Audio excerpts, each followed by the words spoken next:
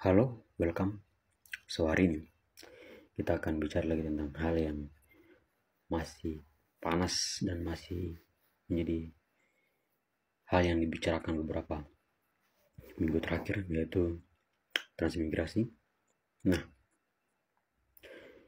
di dua video yang saya buat sebelum video ini, di situ banyak teman-teman yang berpendapat memberikan komentar di kolom komentar terkait transmigrasi, bagaimana dampaknya secara ekonomi untuk sumber daya manusia, sumber daya alam,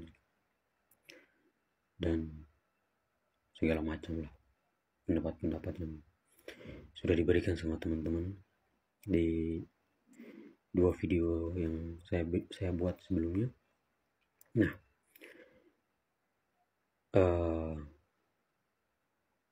dari komentar-komentar tersebut saya baca, terus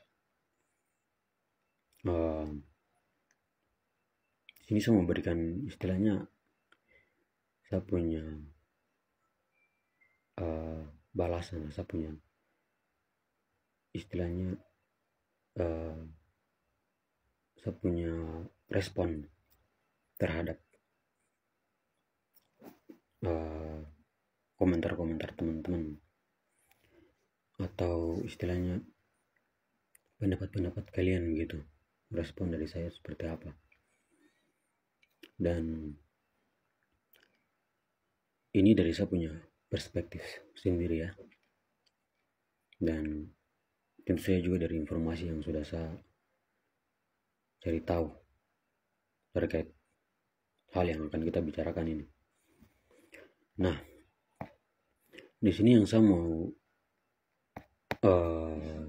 tekankan tuh bahwa pertama, ada teman yang komen bahwa dia bilang komennya seperti ini: capek mikirin Papua terus, mending darurat militer aja. Di sini tentu saja setelah melihat pendapat tersebut, menurut saya itu sangat disayangkan ya. Nah, kalau satu respon sih kayak beginilah istilahnya, jangan begitulah kawan. Kalau memang kita merasa bahwa Papua termasuk negara Indonesia, berarti ya harus dipikirkan juga solusi yang solutif untuk permasalahan ini.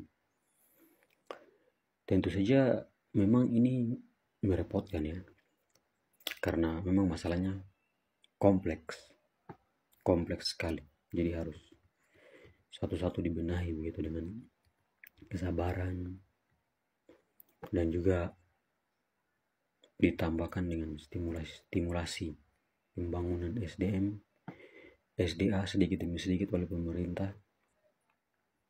Pasti bisalah menjadi lebih baik.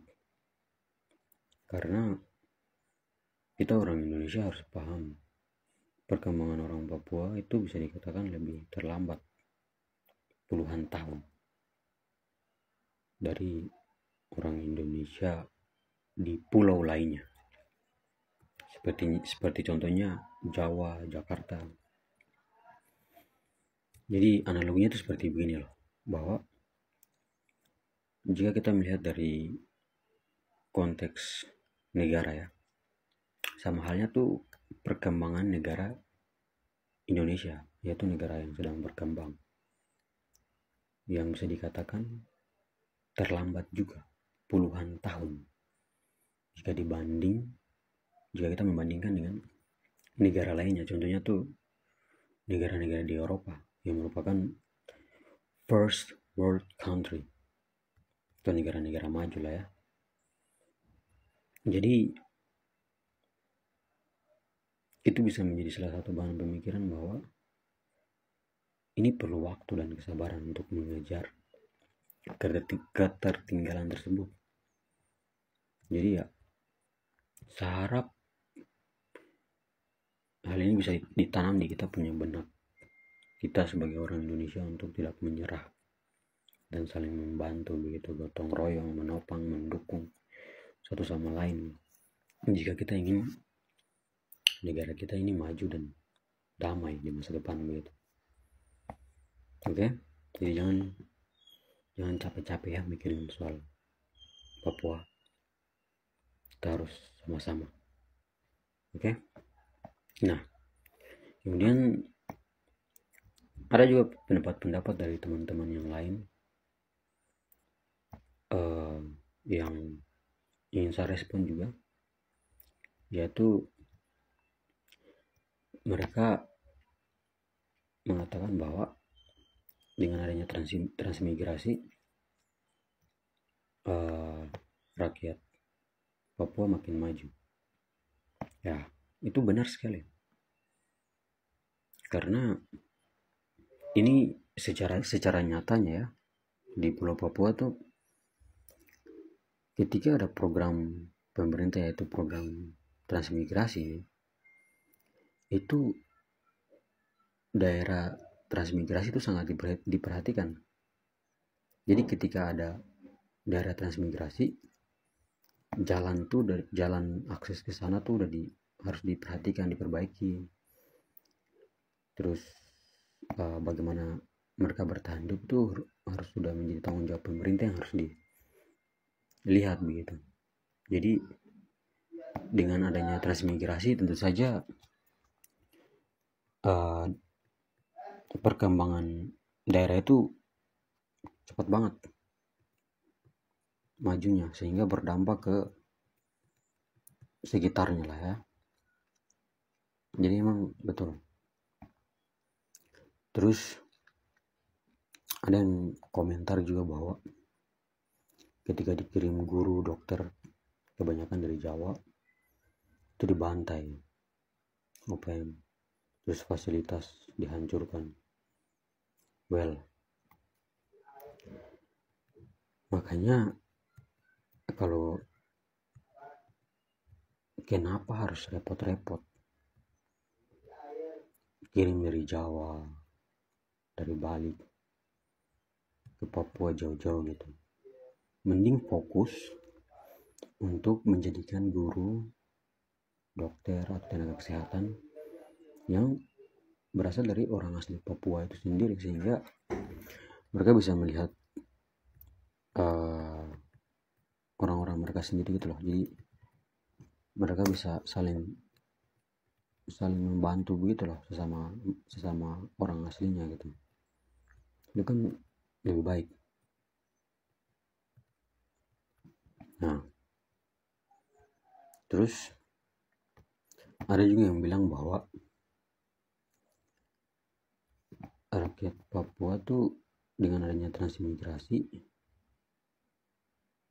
mereka bisa makan, bisa hidup layak, dan bisa mencari uang juga gitu. Well, kalau kayak gitu saya kurang setuju ya, bahwa dulu buktinya sebelum adanya transmigrasi orang-orang Papua fine-fine aja soal makan, soal bagaimana hidup di sana. Kan mereka bisa sepertinya contohnya kayak berkebun, berburu di hutan, dan bisa hidup, bisa makan, dan nggak perlu uang juga gitu lah pada saat itu ya. Jadi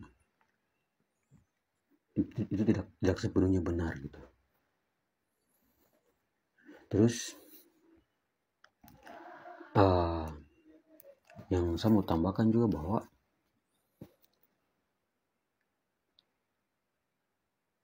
transmigrasi ini, setelah saya mencari tahu, ada informasi tentang ini, informasi dari orang dalam ya, teman-teman yang tahu lah. yang punya informasi dari orang dalam gitu. Dia mengatakan bahwa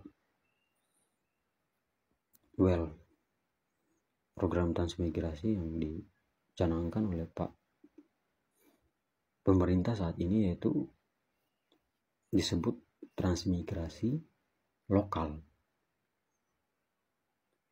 Jadi itu maksudnya apa? Bahwa di Pulau Papua, di bagian perkotaan ya, bagian yang sudah kota lah, yang sudah maju lah, banyak penduduk. Nah, jadi di tengah-tengah kota ini karena udah banyak penduduk, beberapa dari mereka ditransmigrasikan ke kampung-kampung, daerah-daerah yang masih kosong gitulah, biar merata begitu perkembangan tempat tersebut. Jadi kayak semuanya nggak numpuk di satu tempat di kota doang gitu. Beberapa dipindahkan ke kampung, jadi disebut transmigrasi lokal begitu. Nah, menurut saya ini efektif sih, karena ada salah satu pengalaman transmigrasi yang diceritakan oleh salah satu orang yang komen di saya punya video sebelumnya. Ada salah satu yang berbagi dia punya pengalaman transmigrasi gitu, yaitu dia bilang dulu itu banyak transmigran, 50% dari Jawa, Bali yang ditransmigrasikan ke entah Kalimantan, ke Papua. Itu mereka kabur pulang karena masalahnya yaitu akses di sana terbatas, tempat terpencil, transportasi yang sulit ya, yang susah begitu. Jadi karena masalah-masalah tersebut berdampak pada hasil penjualan panen mereka gitu loh. Kalau mereka mau jual hasil panen mereka susah karena itu tadi, akses tempat terpencil dan lain-lain. Jadi dia bilang bahwa untuk bisa terlihat perkembangan suatu daerah transmigrasi itu butuh waktu 1-3 dekade. Jadi itu lama banget anjir, lebih dari 10 tahun cok, baru bisa terlihat perkembangan suatu daerah transmigrasi. Nah, terus kalau kita hubungkan ke program swasembada pangan ya, bahwa ada yang berpendapat bahwa ya dengan adanya transmigrasi yang berhubungan dengan swasembada pangan, orang Papua bisa belajar bertani. Ya betul, memang benar orang Papua bisa belajar bertani, tapi di sini itu bukan masalah utama yang perlu diselesaikan.